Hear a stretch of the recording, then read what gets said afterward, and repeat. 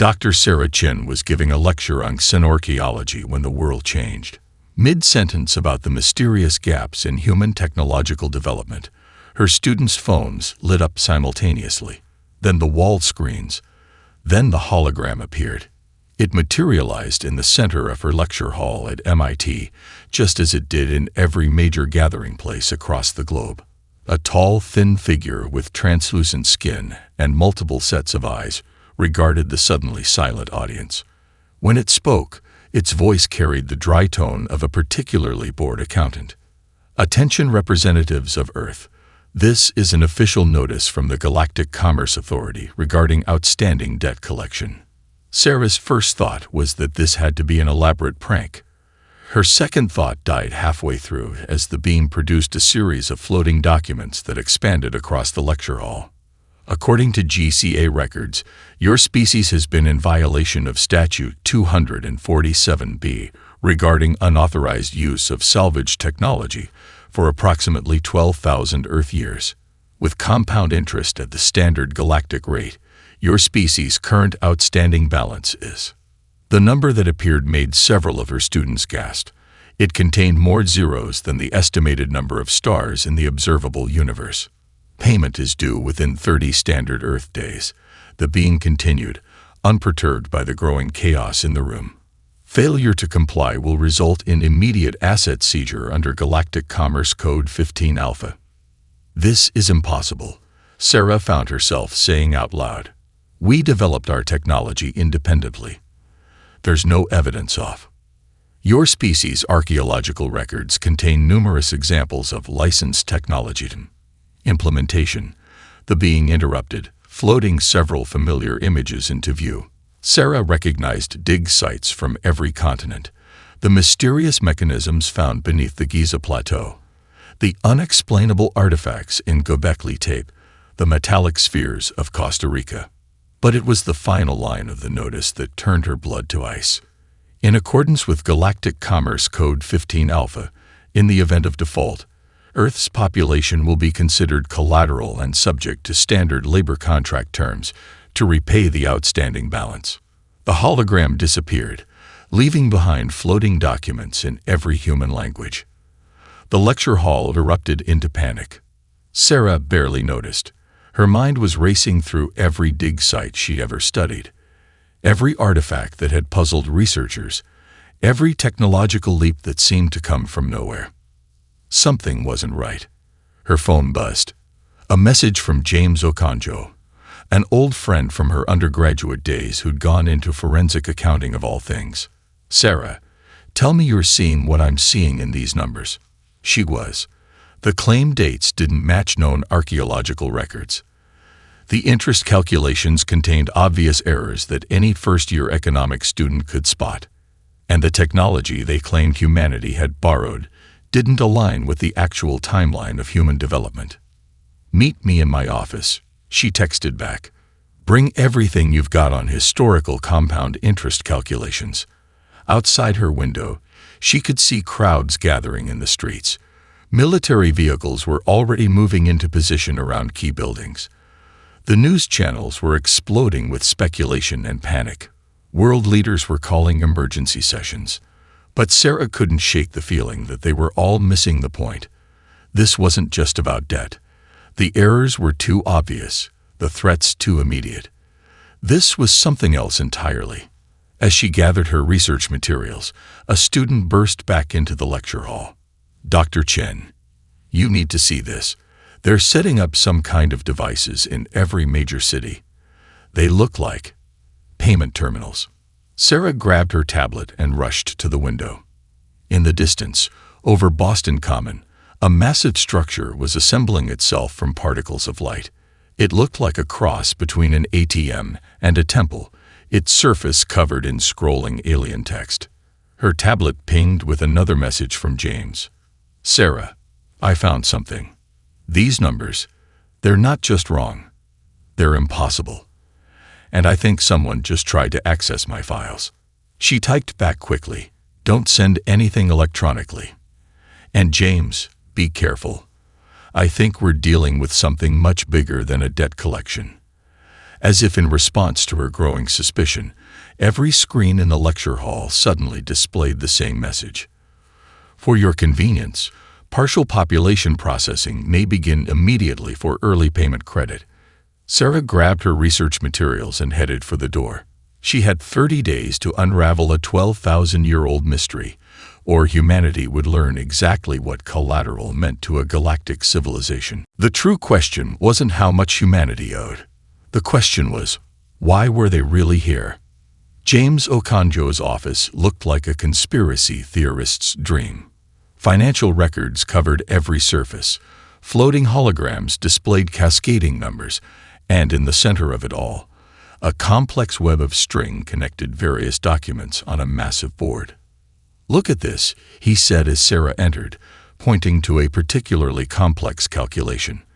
"They claim the debt started accumulating in 10,000 BCE, right? But their own interest tables show compounding didn't begin until 4,000 BCE. That's a 6,000-year gap they're just ignoring." Sarah set down her stack of archaeological journals. And that's not the only inconsistency. The technology they're claiming we borrowed. Some of it appears in the archaeological record before their claimed first contact dates. Exactly. James slapped another document onto his board. It's like they didn't expect anyone to actually check their math. These calculations, they're not just wrong, Sarah. They're deliberately misleading. A notification flashed across James's screens. Payment Terminal 17 now accepting human resources. Current exchange rate, 100 humans equals 0.1% of outstanding balance. They're already processing people. Sarah felt sick. But it hasn't even been 12 hours. Voluntary submissions only. So far, James's voice was grim. But you should see the incentives they're offering. Entire families are signing up, thinking they'll save their loved ones from worse terms later. Sarah was about to respond when her tablet pinged. An alert from one of her dig sites in Turkey. Unusual energy signatures detected near Artifact Chamber B. Similar alerts began popping up from sites worldwide. "James, look at this." She projected a map showing the locations. Every major archaeological site containing supposedly borrowed technology. They're all activating somehow.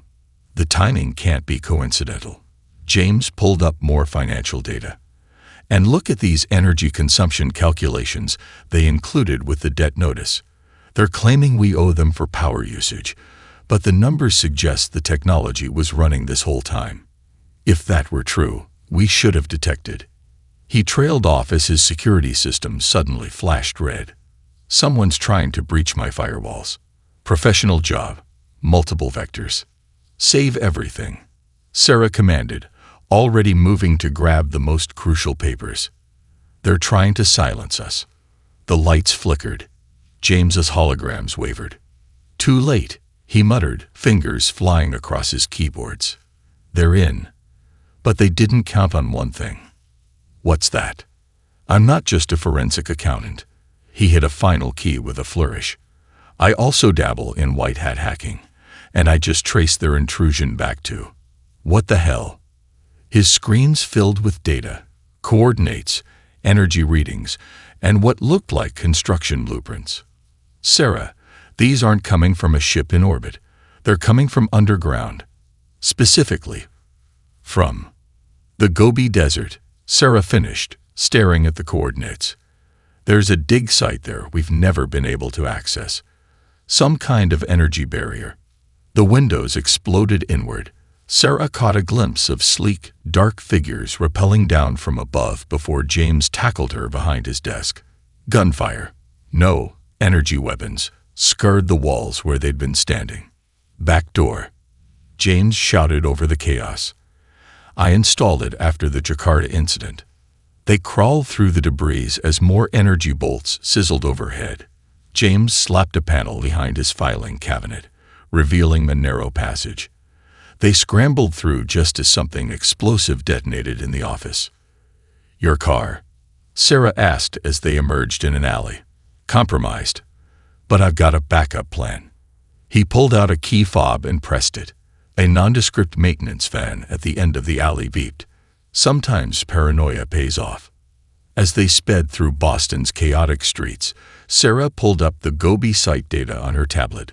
James, these energy readings, they're identical to the payment terminals they're setting up, but they're thousands of years old. So either they've been here all along, or someone else was here first, Sarah finished. Someone who knew they were coming. James took a sharp turn as a black vehicle appeared in their mirrors. The Gobi's a long way from here. Good thing I've still got some favors to call in. Sarah was already sending messages. But first, we need to lose our tail and survive long enough to figure out what they're really after, James added, swerving to avoid an energy blast that melted the asphalt where they'd been. Because one thing's for certain, this was never about collecting a debt. Above them, the payment terminals pulsed with an ominous light, and more people lined up to trade their freedom for false security. The countdown to humanity's deadline continued, but Sarah and James were now racing toward a different clock, one that had started ticking thousands of years ago, when someone had left humanity a message they were only now ready to receive. The Gobi Desert stretched endlessly before them, its vast emptiness broken only by the silhouette of the research facility on the horizon. Sarah and James had arrived via a series of increasingly questionable transportation methods, calling in every favor they had left. Your contact said the energy barrier's been acting strange since the GCA arrived. James checked their makeshift scanning equipment, cobbled together from archaeological tools, and his own modified tech. Not strange, Sarah corrected, studying the facility's outline through binoculars. She said it's been getting stronger, like it's building up to something. They'd lost their pursuers somewhere over Mongolia, but both knew it was temporary. The GCA had eyes everywhere now, their ships hovering over every major city like silent watchers. Security looks minimal, James observed, almost like they don't expect anyone to be interested in a defunct research site when the world's ending. Sarah finished. Exactly. They're focused on the payment terminals. Whatever's here, they think it's dormant. They approached under cover of a sandstorm. Natural or triggered by the facility's defenses, they couldn't tell. The energy barrier that had stymied researchers for decades shimmered before them, a curtain of translucent force. Sarah pulled out a small device covered in symbols matching those found at other sites. If I'm right about the authentication protocols, the barrier rippled and parted like water. How did you know that would work? James asked as they slipped inside. I didn't, but all the sites we studied showed signs of a unified access system. I've been working on decoding it for years. She paused. I just never expected to test it during an alien invasion. The facility's interior was dark but pristine, as if sealed in time. Their flashlights revealed corridors lined with unfamiliar technology, all bearing the same manufacturer's mark as the borrowed artifacts in the GCA's invoice. Look at this. James ran his scanner over a control panel. Power signatures identical to the payment terminals, but the engineering, it's different, more elegant, like comparing a masterwork to a mass-produced copy. Because that's exactly what it is. Sarah was examining ancient logs projected onto a curved wall. James, these aren't instruction manuals. They're warnings. The logs told a story that rewrote everything they thought they knew. The facility hadn't been built to exploit Earth. It had been built to protect it.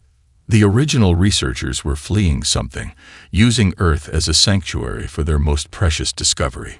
These stasis pods, Sarah translated, her voice shaking. They're not for aliens. They're for humans. Early humans they were protecting. Protecting from what? A deep rumble answered his question. The facility was coming alive around them, systems activating in sequence. Ancient machinery hummed with power that had laid dormant for millennia. Not what? Sarah said, reading further. Who? The GCA isn't a government body. It's a front for something much older. Something these researchers were trying to stop. The logs revealed a devastating truth. The GCA was run by a species that had evolved to exploit others through economic manipulation.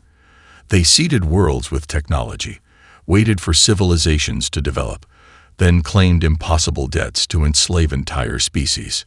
But Earth was different, Sarah continued. The researchers found something in human genetics, a potential they'd never seen before. So they hid us, protected us, and left us their real legacy. Which is? Before she could answer, alarms blared. The facility's sensors had detected incoming ships. They found us, James said, checking his monitors. Multiple vessels, heavily armed. Let them come. Sarah wasn't looking at the alerts. She was staring at the lowest level indicator, where something was pulsing with increasing intensity. Because I don't think we were meant to find this place first. I think we were meant to find it last. Last before what? The facility's deepest chambers beckoned, holding answers to questions humanity hadn't even known to ask. Above, the GCA's ships took position, ready to claim what they thought was theirs. But as Sarah and James descended to the lowest level, following the pulse of power that grew stronger with each step, one thing became clear. The real debt in question wasn't humanity's to pay. It was time to collect on a promise made 12,000 years ago by beings who had seen humanity's true worth when we were still learning to make fire. The countdown wasn't ending. It was just beginning. The lowest level of the facility opened like a blooming flower, ancient doors spiraling apart to reveal a chamber that defied explanation. Hundreds of stasis pods lined the walls, their surfaces covered in flowing script that shifted and changed as Sarah and James watched. These aren't just storage units, Sarah breathed, examining the nearest pod. They're teaching machines. Look at the neural interface patterns. They're identical to human brainwave frequencies. James was scanning the central console, his modified equipment struggling to interpret the readings. Sarah, these power signatures, they're not just similar to the payment terminals. The terminals are trying to interface with them, like they're searching for something. A hologram flickered to life in the center of the chamber, a recording left by the original researchers. The alien figure was nothing like the GCA representatives. It was almost luminescent, its form barely contained by physical matter. If you are witnessing this message, then our calculations were correct. It began. The collectors have returned, seeking to claim what was never theirs. The hologram gestured, and the chamber filled with images of human history, but not as they knew it. They saw early humans being taught, guided, protected, but not in technology or science. The lessons were more fundamental. Your species possessed something we had lost. The recording continued. The ability to see beyond the probable, to imagine the impossible, to shape reality through sheer force of will. What you call quantum mechanics, we called the fundamental force of consciousness itself. Sarah's hand trembled as she touched one of the pods. Inside, she could see the perfectly preserved form of an early human, their brain patterns still active after 12,000 years. We didn't give you technology, the hologram explained. We gave you protection while your natural abilities developed. The collectors would have found you too soon, enslaved you before you understood your own power. So we hid you, left you breadcrumbs of discovery that would lead you to understand your true nature. The archaeological sites, James realized. They weren't showing us how to build technology. They were showing us how to think about it. Precisely. The hologram smiled. Every major breakthrough in human physics, every leap in understanding quantum mechanics, these came from your own minds. We simply ensured you had time to reach them naturally. The chamber hummed with increasing power. Above, they could hear the GCA ships preparing to breach the facility. But now the time for hiding is over. The collectors have revealed themselves, thinking you weak and unprepared. They do not understand that their own actions have triggered the final sequence. The stasis pods began to pulse with light, each one synchronized with human brainwave patterns across the globe. These are not weapons, Sarah said, understanding finally dawning. They're keys to unlocking something that was already inside us. The hologram nodded. In these pods are your earliest ancestors, those who first showed the ability to perceive quantum reality. We kept them in stasis not to preserve their bodies, but to preserve the pure, unaltered form of human consciousness. When the pods activate, they'll resonate with every human mind on Earth. James finished, watching the power readings spike, like tuning forks adjusting to the same frequency. The facility shook as the first GCA weapons hit the outer barriers. But Sarah and James barely noticed. They were transfixed by what was happening in their own minds. Reality seemed to shift, probability becoming visible like threads of light.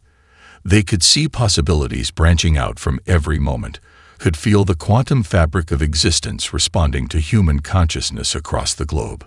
The debt was a lie. The hologram said, its voice fading, "You owe nothing."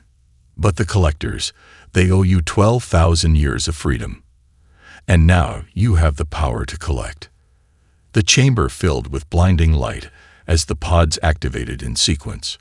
Above, the GCA ship's weapons suddenly failed as probability itself shifted against them. In cities across Earth, the payment terminals dissolved as humans unconsciously rewrote their quantum states. Humanity was awakening to its true heritage, not as debtors, but as inheritors of the universe's most fundamental power, the ability to shape reality itself. The real question wasn't what humanity owed. The question was, what would we do with our newfound power? And in the quantum resonance of a billion awakening minds, the answer was already taking shape. Fluctuations exceeding safe parameters, unable to maintain quantum coherence. News channels worldwide were broadcasting incredible scenes. In Tokyo, children were unconsciously creating quantum tunnels to retrieve lost toys. In Sao Paulo, doctors were seeing disease progression in real time, probability clouds showing every possible treatment outcome. Humanity was doing instinctively what the most advanced alien civilizations had spent millennia trying to achieve through technology.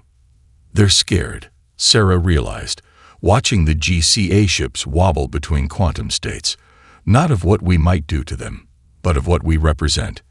We're changing the rules they've relied on for countless conquests. A massive hologram appeared over every major city, the GCA's emergency broadcast. But instead of the calm bureaucrat from before, the figure that appeared was shifting, unstable, its true form bleeding through the facade. The collector's real appearance was horrifying. Beams of pure mathematical probability, feeding off the quantum potential of enslaved species. This awakening must be contained, the being demanded, its voice splitting into multiple probability streams. Your species poses an unacceptable risk to galactic stability. Submit now or... The transmission cut off as millions of awakened human minds unconsciously rejected the quantum states it was trying to impose. The GCA's careful manipulations of reality were unraveling in the face of humanity's natural ability to shape probability itself. Sarah, look at this. James was monitoring global communications. The payment terminals. People aren't just disabling them. They're evolving them. Every human mind is contributing to some kind of massive quantum computation. She could see it too. The terminals were becoming nodes in a vast network, but not one of control or subjugation. Humanity was instinctively building something the collectors had never imagined. A system for sharing and amplifying quantum consciousness itself. Around the world, people were discovering abilities that defied explanation. A farmer in Kenya could see every possible future for his crops and choose the most abundant. A firefighter in California perceived every potential path of a wildfire and guided her team to safety. A child in India dreamed in quantum superpositions, her mind touching possibilities that even the ancient researchers hadn't imagined. But it wasn't chaos. Somehow, human consciousness was naturally organizing itself, finding patterns in the quantum foam of reality that even the collectors' advanced technology couldn't detect. They thought they were coming to collect a debt, Sarah said, watching the GCA ships struggling to maintain their position in space-time. Instead, they triggered our inheritance. But inheritance from whom? James wondered. Those researchers, they weren't just protecting us. They were waiting for us, like they knew this would happen. Before Sarah could respond, a new sensation washed over them. Every human on Earth felt it simultaneously. A quantum resonance that seemed to come from the depths of space itself. The ancient researchers hadn't just hidden humanity from the collectors. They'd hidden something else too. Something that had been waiting 12,000 years for humanity to wake up and claim it. The real debt wasn't financial. It was evolutionary. And payment was finally coming due. The United Nations General Assembly had never seen anything like it. Representatives from every nation sat in quantum-enhanced awareness as the collectors made their final desperate play. Their true forms writhed in probability spaces that human minds could now perceive, ancient entities that had evolved to feed on the quantum potential of other species. "We offer you membership." Their leader's voice resonated through multiple reality states simultaneously. "Join the Galactic Commerce Authority as equals. Your abilities could revolutionize our entire economy." Sarah and James stood at the back of the chamber, their newfound senses allowing them to see the web of lies in the collector's offer. Every quantum probability branch led to the same outcome. Humanity would become tools, weapons to be used against other species. "Interesting proposal," the UN Secretary General responded, her mind touching every possible future timeline at once. "But I think you misunderstand the situation. We're not here to negotiate our surrender. We're here to discuss your reparations." The collector representatives flickered between states of rage and fear. "Reparations? We own the claims to." "Nothing." Sarah stepped forward, projecting the facility's records into the quantum visible spectrum where everyone could see them. "Your entire debt collection system is based on technology you stole from our protectors. The same protectors who saw humanity's potential and hid us from you." James added his own evidence. Financial records showing how the collectors had built their empire. "You didn't create wealth. You didn't advance civilization. You simply found ways to enslave species before they could reach their true potential." The chamber hummed with the collective consciousness of humanity. Every person on Earth could feel it now. The quantum web connecting all human minds. But it wasn't just a network of communication. It was becoming something more. "Your species is dangerous," the collector leader snarled, its form becoming more unstable. "You cannot be allowed to." "To what?" Sarah interrupted. "To evolve naturally. To discover our own path." She gestured, and the quantum probability fields around the collectors began to shift. "We're not using technology to manipulate reality. We're not forcing our will on the universe. We're simply perceiving what was always possible." The collectors tried to activate their weapons, but in the presence of awakened human consciousness, technology that relied on quantum manipulation was worse than useless. Their carefully constructed reality was unraveling. "Let us show you something," the Secretary General said, her voice calm but powerful. Billions of human minds focused together, and the chamber filled with visions of possible futures. Not just one or two, but every potential outcome of the collectors' actions over millennia. They saw empires built on suffering, species stripped of their evolutionary destiny, worlds drained of their quantum potential. But they also saw something else, the inevitable collapse of any system built on exploitation. "Your empire isn't failing because of us," James explained, watching the probability cloud swirl. "It's failing because it was always going to fail. We can see it.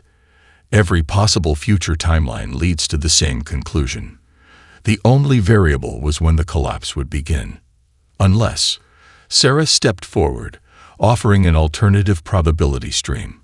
"Unless you choose a different path, one where you join us in building something new." The collector's leader laughed, the sound fracturing across multiple realities. "Join you? We have dominated the galaxy for millions of years. You are children playing with powers you don't understand." "No," Sarah corrected.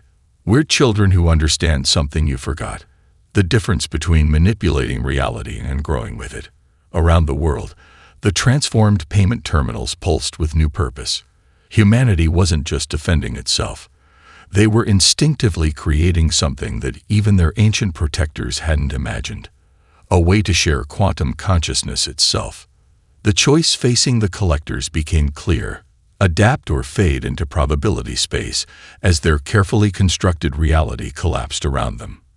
Their empire of debt and domination was meeting something it had never encountered before, a species that could see every possible future and choose the best one for everyone. The collectors' desperation manifested in a final devastating gambit. Their fleet above Earth began manipulating probability itself, trying to force reality into a state where humanity had never awakened.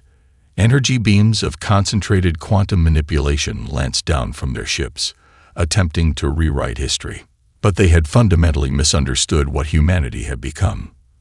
"They still think this is about technology," Sarah observed, watching the attacks split into countless probability streams, none finding purchase in human perceived reality. "They don't understand that we're not using quantum mechanics. We're part of it." Across the globe, humans weren't just resisting the collectors' assault, they were transforming it. Every attempt to rewrite probability was met with billions of minds instinctively finding better alternatives. Where the collectors tried to force single outcomes, humanity saw infinite possibilities. "Look at what's happening to their ships," James said, his enhanced perception tracking the transformations above. The collectors' fleet was caught in a web of human consciousness, their technology failing as reality itself refused to conform to their demands. But it was what happened next that truly demonstrated humanity's unique approach to power.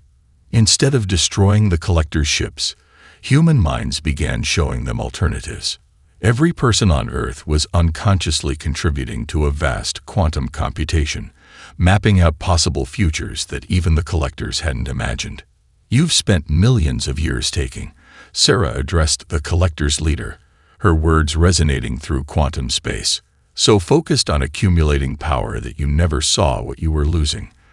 Let us show you what you've missed." Through the transformed payment terminals, now serving as quantum consciousness amplifiers, humanity shared their perspective. The collectors experienced something they had forgotten millennia ago: the simple joy of seeing reality as it could be, not as something to be conquered. They saw their own history through human eyes, the moment they had turned from explorers to exploiters, the point where they had chosen manipulation over understanding, the countless opportunities for growth they had sacrificed in pursuit of control. "Impossible," the collector leader whispered, its form shifting between states of denial and realization. "These possibilities, they should not exist." "But they do," James replied. "They always did. You just couldn't see them anymore." Around the world, other species under collector control were awakening to new possibilities. The quantum consciousness humanity had unleashed was spreading, not as a weapon or tool of control, but as a natural resonance with reality itself. Through their vast network of quantum-aware minds, humans could sense civilizations across the galaxy starting to perceive their own potential.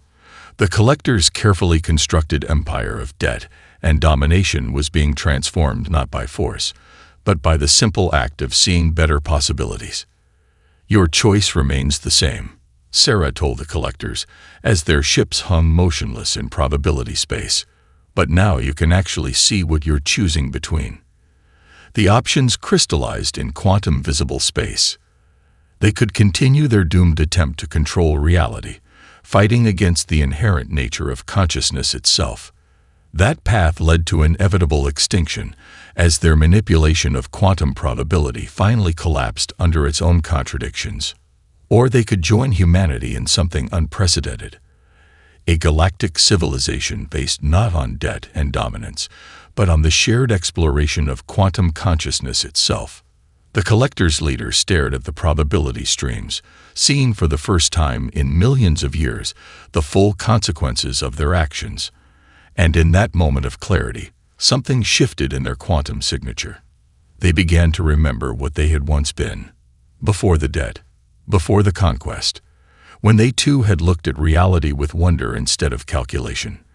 The choice they made would reshape the galaxy, but not through force or manipulation. through the simple, profound power of seeing what was possible all along. 1 year after the awakening, Sarah stood at the podium of the newly established Galactic Consciousness Council, addressing representatives from 1,000 worlds. The chamber itself was a marvel of quantum architecture, built not through technology, but through the shared perception of countless awakened minds.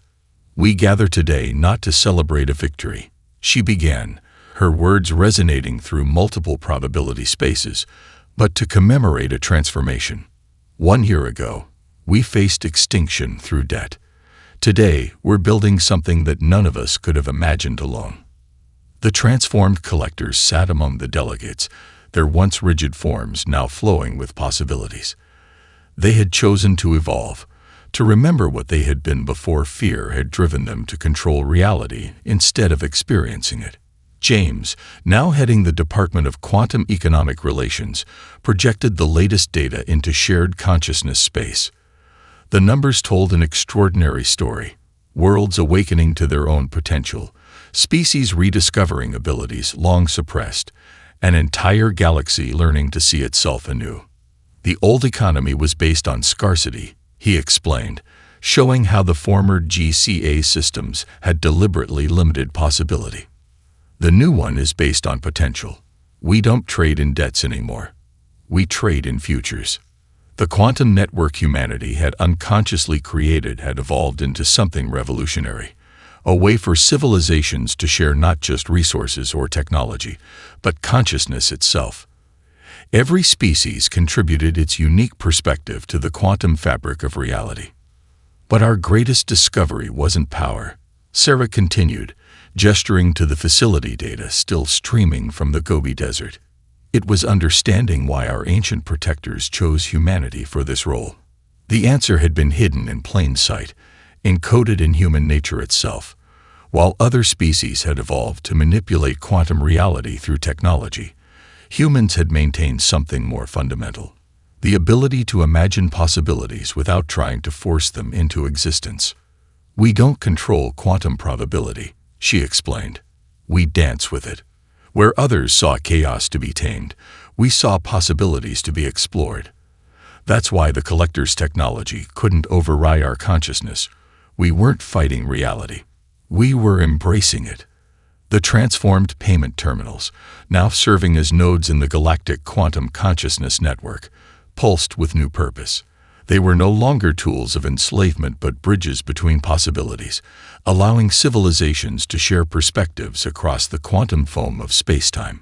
"The debt that brought the collectors to Earth wasn't financial," James added. "It was evolutionary. They had forgotten something essential about consciousness itself, that it thrives on possibility, not certainty. Humanity didn't just remember this truth. We embodied it." Around the chamber, representatives from formerly enslaved worlds shared their experiences. Species that had been trapped in economic bondage for millennia were awakening to their own quantum potential. The galaxy was remembering how to see itself as a field of infinite possibility, rather than a zero-sum game. "We're not here to rule," Sarah concluded, her consciousness touching every mind in the chamber. "We're here to remind.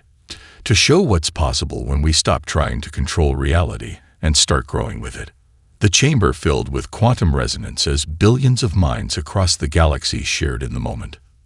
The old equations of debt and dominance had been replaced by something far more powerful: the simple, profound ability to see what could be. In the Gobi Desert, the ancient facility still hummed with power, but its purpose had changed. It was no longer a hiding place, but a testament to a truth that humanity had proven. The greatest power isn't the ability to shape reality. It's the wisdom to dance with it. The ancient researcher's final message, hidden in quantum space for 12,000 years, finally made sense. For those who learn to see possibilities without needing to control them, the universe itself becomes an ally. Humanity hadn't just settled a debt. We had remembered something the galaxy had forgotten. And in doing so, we had helped the universe itself remember how to dream.